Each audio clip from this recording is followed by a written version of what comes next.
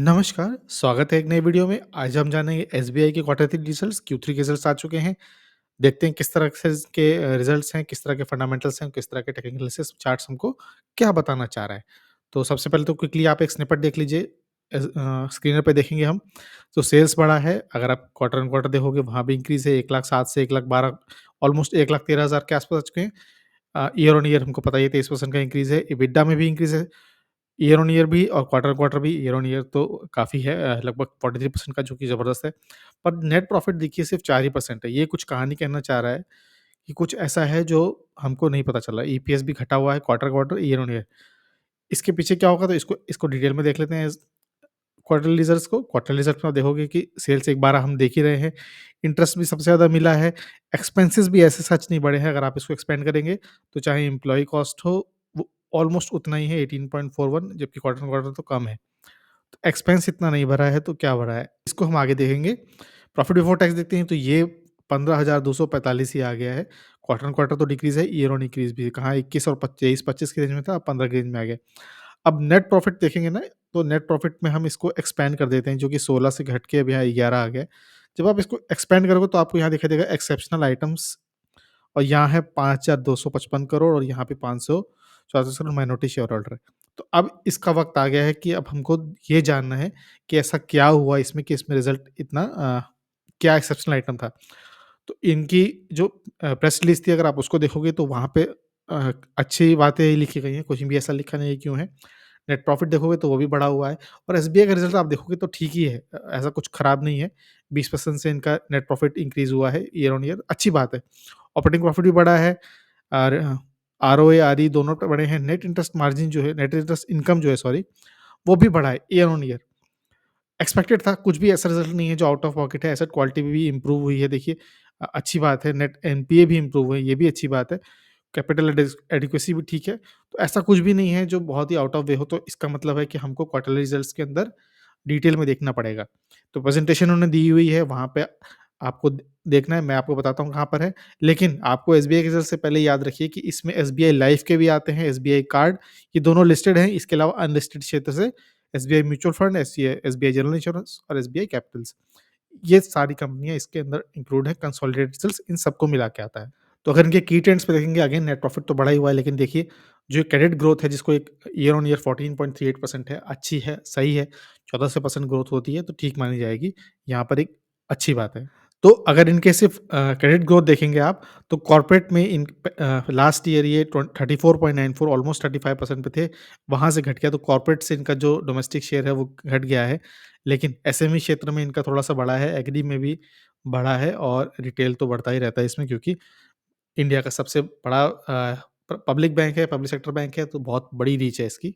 तो home loans देखेंगे, वो भी ईयर ऑन ईयर इंक्रीज़ है, ऑटो लोन्स भी ज़्यादा मिले हैं, उसमें भी इंक्रीज़ है। Expect credit, personal gold loans और अदर्स लोन जो हैं, देखिए बैंक के रिजल्ट्स में ऐसा कुछ भी नहीं है जो हमको आउट ऑफ द वे दिख रहा है, तो हमको ढूँढना पड़ेगा कि ऐसा क्या है। तो अब जहाँ इन्होंने अपने डिटेल्स स्पेशल किए हैं, कासा के, रिटर्न ऑन एसेट के, एक्सप्रेस क्रेडिट के, वहीं पर देखोगे ना, तो आपको ये जो 2 सितारे सिर्फ़ आपको दिख रहे हैं, यहाँ पे 1 सितारा और 1 हैश बेसिकली।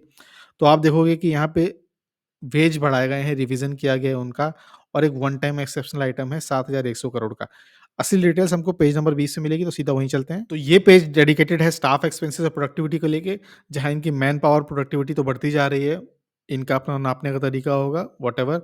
आपको यकीन है एसबीआई की मैन पावर प्रोडक्टिविटी में, तो आप बिल्कुल यकीन रखिए। लेकिन स्टाफ एक्सपेंसेस में हमको यहाँ पर देखना है कि स्टाफ एक्सपेंसेस बढ़ाने के लिए, देखिए, 7,100 करोड़ वन टाइम इंक्रीज़ है पेंशन लायबिलिटीज़ और डीएस, यानी डीएनएस रिलीफ के लिए। तो ये जो अमाउंट है ना, ये बहुत बड़ा है, और इसके अलावा देखोगे कि जो 9 मंथ जो एफवाई 24 में 12,718 करोड़ का हो चुका है। तो प्राइवेट बैंक्स में ना ये नहीं होता, क्योंकि सरकारी बैंक है, तो इसको पेंशन भी देनी है, डीए भी देनी है। सरकारी बैंक की तरह ही चलता है। तो इतना बड़ा अमाउंट जाएगा, तो कहाँ से प्रोडक्टिविटी बढ़े तो बढ़े, बट कहाँ से रिजल्ट स्ट्रॉन्ग होंगे, नंबर स्ट्रॉन्ग्स नहीं होंगे। जब आप देखते हो कि एचडीएफसी बैंक का क्यों पी मल्टीपल 16 पर है, ऐसे आईसीआईसीआई बैंक का 16 पर 17 पैसे है, कोटक का 20 पर है, जबकि देखिए मार्केट कैप के हिसाब से एसबीआई तीसरे नंबर पे आता है। एक्सिस का भी इससे ज़्यादा है। जनरली प्राइवेट बैंक्स का पी मल्टीपल ज़्यादा ही है, इंडस बैंक का भी है। वो इसीलिए ज़्यादा है क्योंकि उनको इतना पीए, डीए इतना ध्यान नहीं देना पड़ता है, उनकी सैलरी स्ट्रक्चर अच्छा होता है और उनको सरकारी की तरह नहीं चलते। तो गवर्नमेंट बैंक्स में ये रहता है, इसीलिए पीए मल्टीपल कभी नहीं होता है। ज कभी-कभी मैं भी सोचता हूँ कि आपको भी मन में आता होगा कि भारत का सबसे बड़ा बैंक है, क्यों उसका पीई मल्टीपल इतना नहीं, क्यों उसको इतना हाईली रेटिंग किया जाता है? यही इसका कारण है। आइए अब चलते हैं सीधे चार्ट में देखते हैं, चार्ट क्या बताने की कोशिश कर रहा है। तो एसबीआई का चार्ट हम मल्टीपल बार एनालाइज़ कर चुके हैं, इसका ब्रेकआउट की एनालिसिस भी की थी। पर यहाँ पर देखने वाली बात क्या है कि ये जो कैंडल बनी हुई है यहाँ पर आपको, एक इन्वर्टेड हैमर कैंडल है और अपने टॉप पे बनी हुई है। अगर टॉप पे इन्वर्टेड हैमर कैंडल बनती है, तो ये एक सिग्नल होता है अ, ट्रेंड रिवर्सल का। तो ट्रेंड रिवर्सल होके वापस नीचे भी आ सकता है, इस बात को ध्यान रखना है। हमने इसको वैसे भी शॉर्ट टर्म पे इसका अब इस तरह से आप ड्रॉ कर दो एक ट्रेंड लाइन, तो शॉर्ट टर्म पे एक स्विंग टाइप कर सकते हो। वो हमने पहले भी डिस्कस किया था अपने डेली मार्केट प्रीव्यू में कि किस तरह से एक शॉर्ट स्विंग हो सकता है, ब्रेकआउट है। लेकिन हम इसका एनालिसिस अ, डेली से बढ़ाकर हम वीकली बेसिस पे करते हैं, वहाँ हमको बहुत ही क्लियर ब्रेकआउट देखने को मिला था। ये ट्रेंड लाइन हमने इसलिए ड्रॉ करके रखी हुई थी। अगर आप इसको और ज़ूम करके देखोगे कि सपोर्ट इसका ऊपर ही ऊपर खिसकता जा रहा है, रेजिस्टेंस इसका वहीं बना हुआ है। तो जब इस तरह का स्क्वीज़ होता है, या तो ऊपर जाता है या नीचे, तो इसने एक कप और एक हैंडल बनाया था। अगर मैं कप और एक हैंडल ड्रॉ करूँ इस तरीके से, एक कप हैंडल पैटर्न बना के इसने ड्रॉ किया था और उसका ब्रेकआउट भी आया। और अगर आपको आइडेंटिफ़ाई करना है कि इसका टारगेट क्या होगा, तो आप इसको क्लोन कर लीजिए, जैसा कि हमने पहले डिस्कस कर रखा है, और इसके क्लोन को आप पेस्ट कर दीजिए इसके ब्रेकआउट पर, तो ऑलमोस्ट 750 का टारगेट आता है। यही कुछ ब्रोकरेज ने भी टारगेट दिया था। बट कप हैंडल का ब्रेकआउट तो आया, रीटेस्ट भी आया, रीटेस्ट के बाद बाउंस भी आया। अब देखना ये है कि मार्केट किस तरह से रिएक्ट करता है।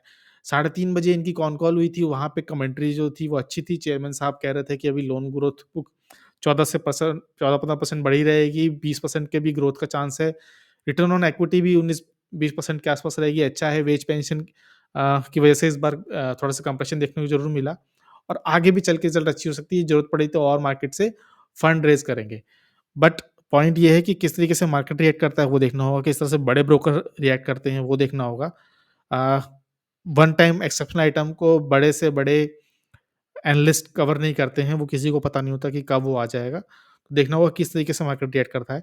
शॉर्ट टर्म में कप हैंडल इसका टारगेट 750 का अगेन, तो कोई भी बाय सेल रिकमेंडेशन नहीं है, ये सिर्फ़ एक प्रैक्टिस है सपोर्ट रेजिस्टेंस ढूँढने की, अपनी रिज़ल्ट पढ़ने की, रिज़ल्ट के एनालिसिस करने की। अगर आपको एनालिसिस ठीक लगे तो आप उसको फ़ॉलो करना, आप देख समझ के करना। फिर भी कप हैंडल का ब्रेकआउट, रीटेस्ट, और अब ये तैयार है अगले मूव के लिए। अगर टारगेट अच्छे हुए, मार्केट ने रिएक्ट अच्छा किया, ब्रोकर्स ने अच्छा टारगेट दिया, तो जा भी सकता है। तो कैसी लगी analysis, technical analysis, result analysis? अगर वीडियो अच्छा लगा हो तो please like, share, subscribe. Help करिए छोटे चैनल को ग्रो करने में। वीडियो को देखने के लिए बहुत-बहुत धन्यवाद।